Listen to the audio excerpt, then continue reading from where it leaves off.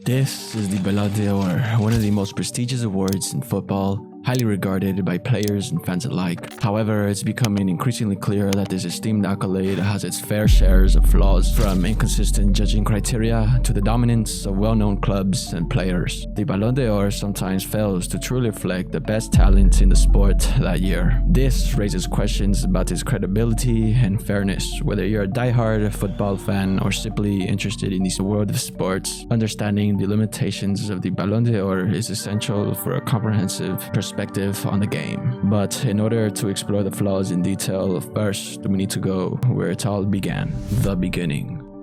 This is Gabriel Hanot, a man honored by UEFA and given France's Legion of Honor and tribute games dedicated to him. But who is he? Born in 1889 in a small town of northern France, Gabriel showed remarkable intelligence and a love for the game at an early age. Proving to be a gifted student, after finishing school, Gabriel made 22 appearances for the French national team, but had a short-lived career since World War I was upon the horizon, in which he distinguished himself as a fighter pilot, later ending his professional career prematurely after a plane accident and picking up journalism, doubling as the France national team coach. Hanot began his career at La Dernière Heure, a newspaper specializing in sports journalism. His expertise and enthusiasm for football slowly gained recognition throughout Europe, later leading to his appointment as editor-in-chief of L'Équipe newspaper. In 1955, under Hanot's leadership, L'Équipe became one of the most important daily newspapers for sports reporting in France. During his time at L'Équipe, after a 5-1 home defeat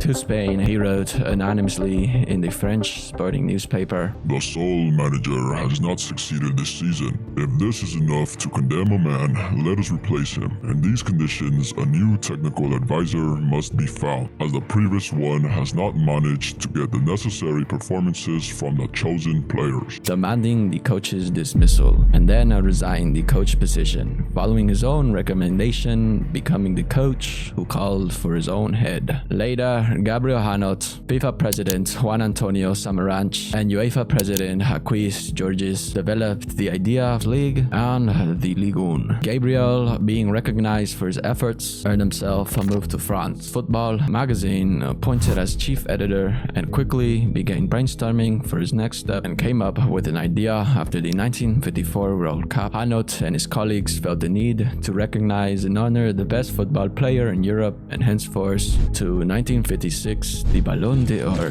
was born. Over the years, the award evolved and slowly gained recognition, but if we fast forward to this day, we can realize it gained something else as well: corruption. Stage 2, the controversy. Some winners have received overwhelming praise, while others have sparked controversy. From Cristiano Ronaldo's 5 Ballon d'Or triumphs to Lionel Messi's record-breaking 7 titles, let's explore some of the most controversial Ballon d'Or winners throughout history and the reasons behind the heated debates. Pavel Nedved, 2003. The Ballon d'Or was awarded to Czech midfielder Pavel Nedved, who was playing for Juventus at the time. He had a mediocre season compared to the runner-up Thierry Henry, who was involved in 50% of Arsenal's goals that season, scoring 32 goals and assisting 28 times in all competitions, having one or the best season of his career, carrying Arsenal to second place at the end of the Premier League season, while Nedved scored 14 and assisted 17, only scoring 9 times in the league. Although Juventus had an incredible season, taking the Scudetto and the Supercoppa home and reaching the Champions League final, losing to AC Milan in penalties. Most of the success, though, was because of Del Piero's incredible spell that season, scoring 23 goals. This Ballon d'Or could be up to debate, but when the winner even admits he did not deserve the award, then it becomes easy to point out how unfair France football was with Henry.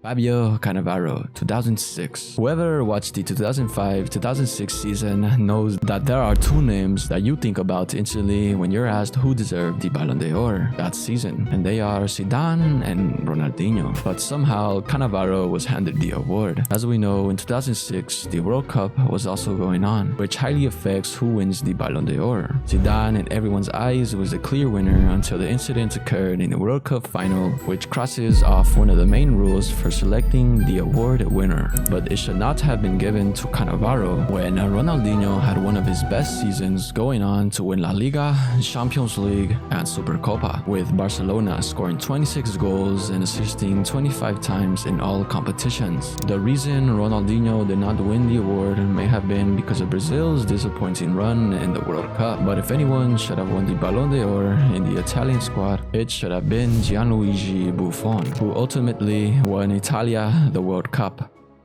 Lionel Messi, 2010. There's no denying Lionel Messi is the best or one of the best footballers to do it and deserves most of his Ballon d'Ors. But in 2010, he definitely did not deserve it, when both runner-ups have a World Cup under their name and assisted half of Messi's goals that season. You can only be left scratching your head on why Messi was given the award. Andres Iniesta literally scored the game-winning goal in order to win the World Cup and placed second. You can even bring up Wesley Sneijder, who placed fourth in the Ballon d'Or rankings and went on to win the treble with Inter and reach the World Cup final.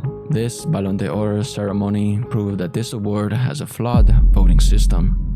Cristiano Ronaldo, 2013. Out of all the Ballon d'Ors, this one should have been a simple decision. Everyone knew either Messi or Ribéry deserved the award, but it was given to Ronaldo, who sure scored many goals but won no trophies, becoming the first player to win a Ballon d'Or without winning a trophy in a season. Ribéry won the treble with Bayern and earned the UEFA Best Player, even assisting in the Champions League final to secure Bayern the win over Dortmund. Also scoring 26 goals and assisting, while Messi outscored Ronaldo in La Liga and won the league. So we truly are left scratching our heads on how Cristiano won the award that season.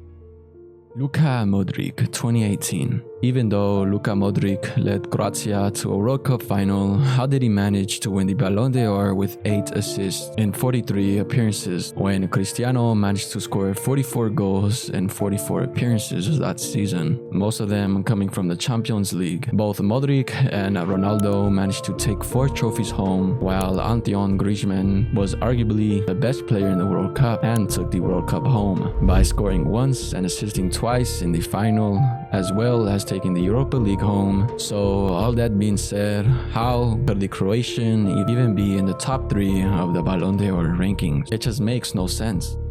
Stage 3, current year. So now that the 2022-2023 season is over, and there's 2 clear potential winners: the goal-scoring machine Erling Haaland and the magician Lionel Messi. Both players completely dominated. Erling Haaland broke the record for most goals scored in one Premier League season, banging in 52 goals at the back of the net, as well winning the Champions League, Premier League, and the UEFA Super Cup, while Messi won the World Cup with Argentina and was the best player in the tournament. Messi wasn't as successful as Haaland in club football, but he still managed to score 31 goals and assist 21 times, as well as winning the league with PSG. Even though Messi is most likely to win the award, since the World Cup holds so much weight, I still feel as Haaland is by far the best player in the world right now and truly deserves the Ballon d'Or. Let's just hope France football can recognize the actual winners with their outdated, flawed voting system, and not to give Luka Modric another Ballon d'Or for whatever reason.